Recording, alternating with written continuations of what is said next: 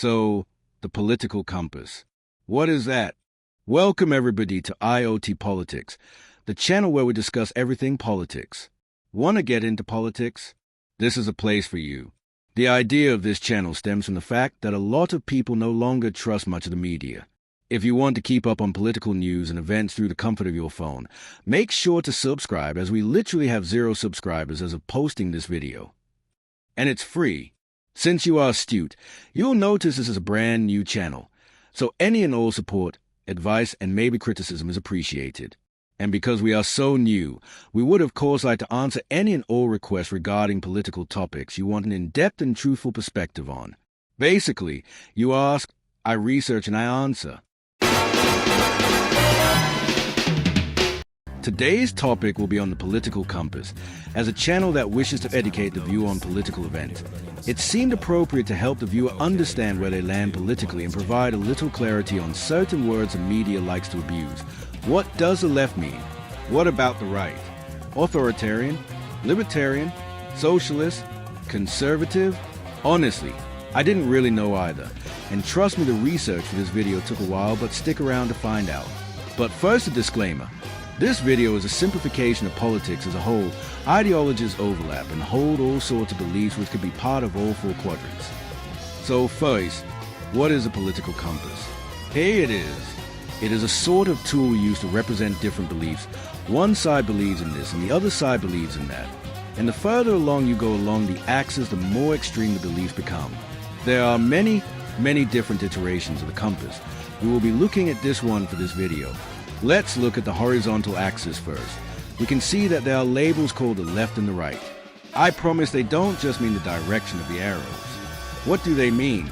Well, in a sense, if you are part of the left or left wing, you believe in social change, equality, and a larger role for the government to install welfare programs for those who need it. If you are part of the right tradition, individual freedom, and limited government intervention is part of their beliefs.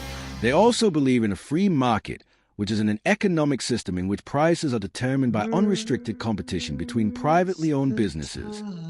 This is indeed the Oxford Dictionary. One important side note is that anyone, no matter if they are left or right, can believe in religion. Religion is not included in political beliefs, but it is said that the right tends to be more religious than the left, and religion is often used in politics even though it doesn't represent any political ideologies. Political movements of the left wing would include movements like civil rights movements and feminist movements. You, the viewer, can hold beliefs of different types that belong to both sides. You don't strictly have to be left or right. You could also say you are right-leaning, which means you hold both left and right beliefs, but you lean slightly towards the right. Now, let's explain some of the different terms the media likes to use. Socialism. Very tough to figure out. Highly recommend video by Ryan Chapman, Socialism, an in-depth explanation. But the short version is that socialism orientates itself towards equalitarianism. What it means depends on who you are asking, but it generally means all humans should either be treated equally or should all get the same. The type of socialism depends on specifics, though. Populism. If you are a populist, it means you adhere to the ordinary people whose concerns are ignored by the elite. Protectionism.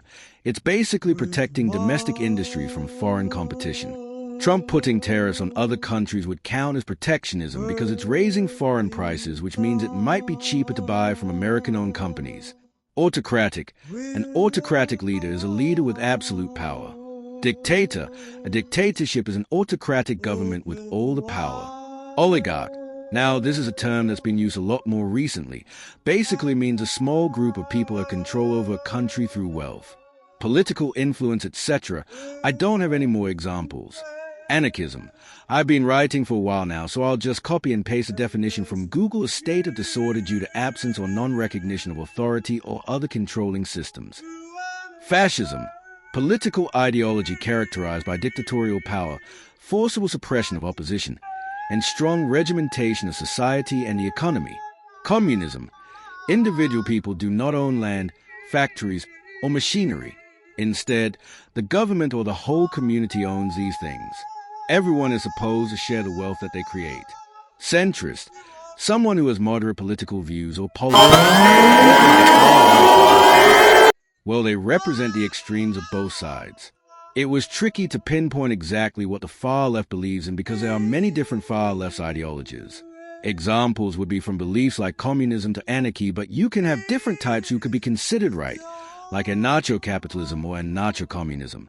The far right was a bit simpler. Fascism, for example, is far right, although it does have roots in extreme models of communism and socialism. Make sure to like and subscribe.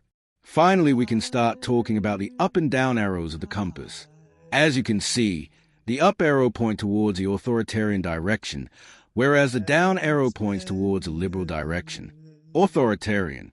The concentration of power towards a single leader, a very small group of elite. There's a large suppression of dissent within an authoritarian society. The more we go up the graph, the more you support this type of society. An example would be Stalinist Russia. This term is not to be confused with totalitarianism. While they do sound the same, totalitarianism is an extreme form of authoritarianism where the ruler seeks absolute control over every aspect of the public's life. Libertarian. Obviously the opposite of authoritarian. The core beliefs of a libertarian is the importance of individual liberty and limited government power. But it still revokes violence.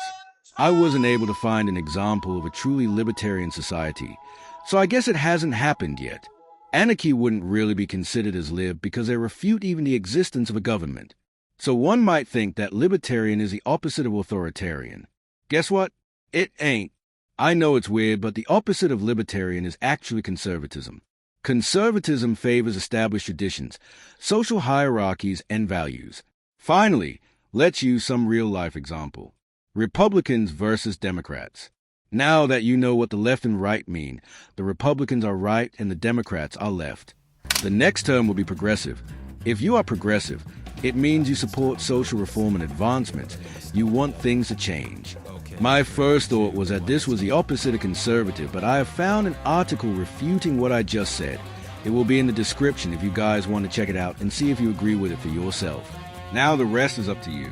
While you guys can always come to this channel for political content, it is also important that you guys do your own homework, research, and question everything you hear from the media. Now that you have watched this video, you can now join me in this rabbit hole. Good luck. Please subscribe if you wish to support someone who is tired of being confused in the media, like if you want, and finally, leave a comment on what you want my next video to be. My next couple of ideas would be what the world is doing for AI and how you can deal with it. A review on what Zoran Memdani, NYC mayor, promises to the city and his plans, what has done. A presidential review of Trump term, the good, the bad, and the future. Is the media corrupt? Who can you trust? 5. What is WikiLeaks and what it means for you? A recap of the Israel-Palestine war, the history and tragedy. That's all, folks. Thank you guys so much for your attention, and make sure to tune in next time.